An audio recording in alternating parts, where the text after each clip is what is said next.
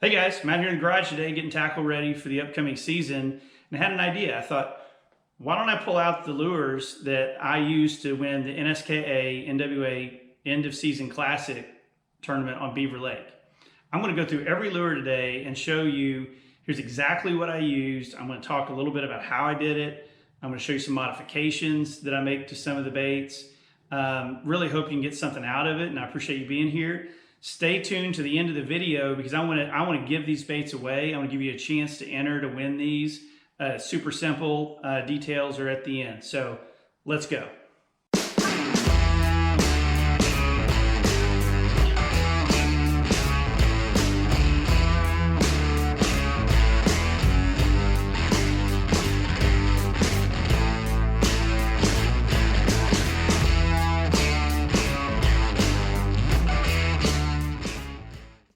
Welcome to the garage. We're going to spend a little time at the fishing workbench, talk about what happened at the Classic at the end of the year last season.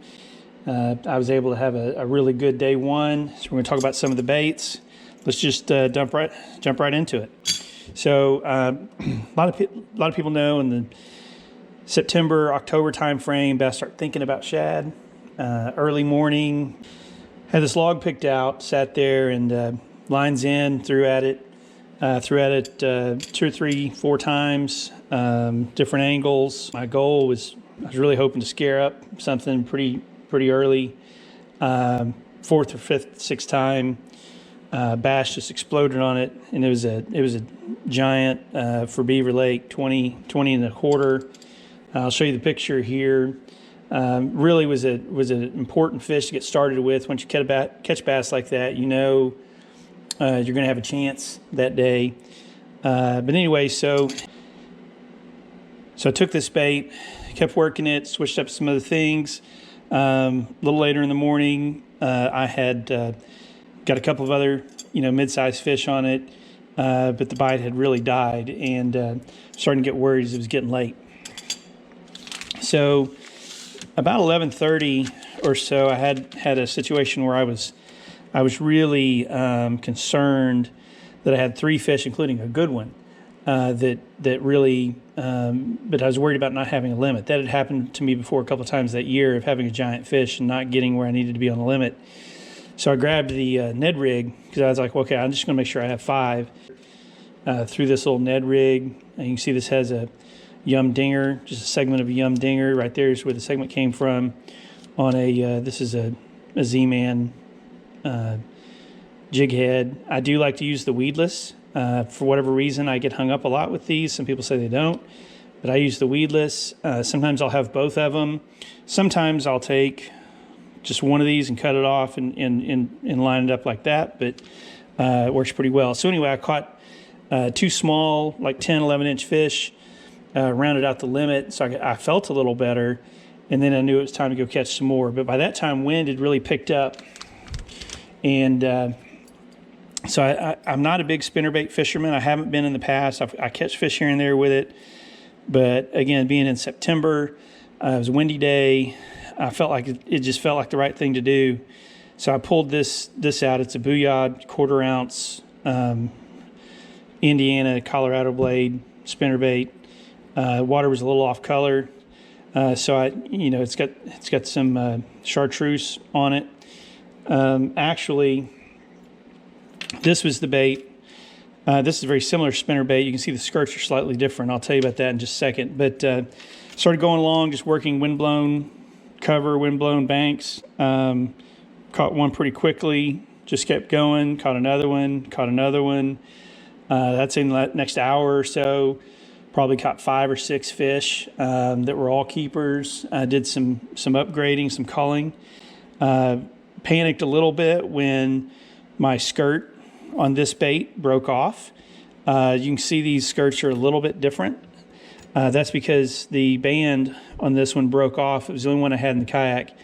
So I scrounged around. Luckily, this was on a Z-Man chatterbait, so I pulled the skirt off of that. The Z-Man skirts, I like them because they have this nice rubber collar on them. Took it off that chatterbait, put it on here, started throwing it again. Caught maybe 1 or 2 more fish, but the wind had died down.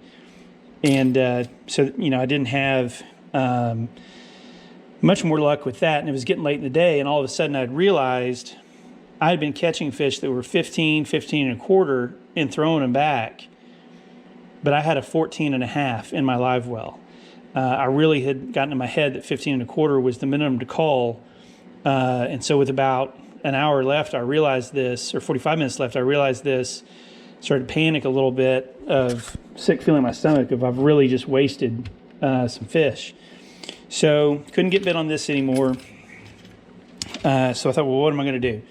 So I tried something a little unconventional. This is a, I think it's called a candy apple red bomber flat A. And these are the kind of baits you would throw a lot more in the, you see it's a flat-sided crankbait. This is something you'd throw a lot more in the early spring, pre-spawn, dirty water. You know, I've just had a feeling, and sometimes you have to go with your feelings, that I needed some kind of reaction bait. Didn't feel good about some of the other crankbaits I had thrown. So I pulled this out, and in pre-fishing I had marked some structure that I kind of went and just tried to bounce this off of that structure in the water, and luckily caught, with about 30 minutes left, caught a 16, allowed me to call out that 14 and a half and get me to my total for the day. So that day one, talked about, these were the baits that were involved. Had big fish on the War Eagle, caught some more on that, filled my limit here, and then finished the day with this crankbait. Really was one of the better days I've ever had on Beaver Lake. Day two really was a lot simpler than day one in the Classic, because we went up to the real deep clear water of Beaver Lake near the dam and Lost Bridge area. And I knew it was going to be an early morning thing for me, just the way that I fish. So I started off with this, with a Zara Spook, great topwater bait. Really threw that early. It was a little foggy. Sometimes that causes a problem, but I started catching fish right off the bat. You'll see I have these red trebles on here. I don't know that it really helps, but I like having red trebles sometimes. And you can see this one's really scarred up from fish catches. I think this one's not as much because I replaced that one before the tournament. But that was a great bait. Caught some fish early. Really felt good. I think I had 3 pretty solid keepers after about an hour and a half. As the sun started getting higher, that really started to drop off a little bit. And so I kind of really started going super finesse, but hoping they were still feeding. So one of the things that I used was this little jig head swim bait on super light line. Because the water's so clear, I had this on 6 pound line, and I'm going to show you the 15-inch spot that I caught with this. I really felt like it was a much bigger fish when I had it on the line, so you'll see I took a long time to get it in. So let's watch a little bit of that.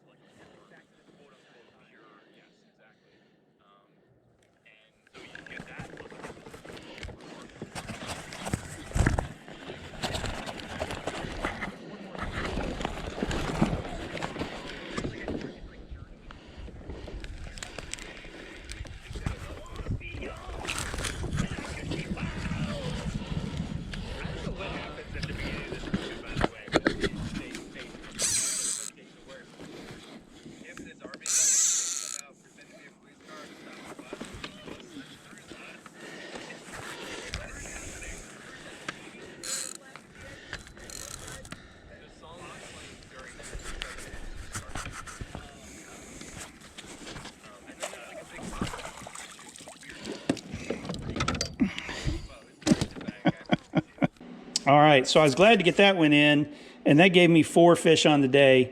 But it was getting late, so I knew I was going to go to my final technique for the day, which was Carolina rigging. I really like the Carolina rig. This is my Carolina rig box. I've got the hooks, weights, brass and glass, everything that you need for Carolina rigging. I sometimes I'll make these I have these little boxes for certain techniques. to where I have everything I need for the technique. And if I go somewhere where I know I'm going to do that, I just grab the little box instead of carrying the stuff around with me all the time. So that's really handy. What I used on the Carolina rig is this Yum spine craw. This is a new bait for 2020. I started using them and I really liked them. I used to use a lot of Zoom craws, but I'm going to start using this now for everything: Carolina rig, jig trailer, chatterbait trailer. These little real thin claws get a lot of action, and I just really like how soft these are. They did a great job. Caught me a 16-inch smallmouth that was key to rounding out my limit. My goal had been, like I said, to have 75 on the day. I think I wound up with 75.75, which was just enough to eke out Ryan Paskowitz, who put in a really killer day too, and he's also a great angler, so I congratulate him.